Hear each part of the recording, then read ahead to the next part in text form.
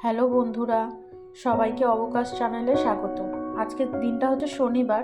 তো আজকের দিনটা গোপালকে একটু ঘি, একটু মধু দিয়ে স্নান করাবো। ঘিটা প্রথমে দিলাম, এবার একটু মধু দিলাম, দিয়ে একটু তুলসী পাতা দিয়ে তাকে একটু স্নান করালাম ভালো মতন। হরে কৃষ্ণ কৃষ্ণ কৃষ্ণ হরে হরে, হরে রাম রাম রাম হরে হরে। আজকের দিনটা সত্যিই খুব শুভ, যেহেতু কালকে দিনটা ছিল শিবরাত্রি, হিসেব মতন আজকেও আছে।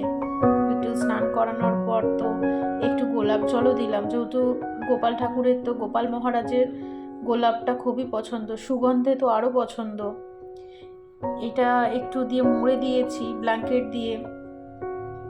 একটু সাজানো ধুম আছে, আজকে একটু লেহেঙ্গা পরাবো। একটু দেখে জানিও বন্ধুরা কীরকম লাগছে। একটু সেট করে পরাবার চেষ্টা করেছি, হালকা হালকা একটু গরম আছে, যেই কারণে ওপরেরটা দিইনি।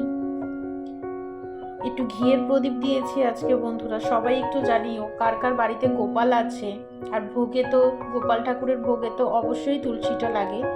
সবাই একটু দেখে জানিও বন্ধুরা কেমন হয়েছে, তোমরা কমেন্ট করো।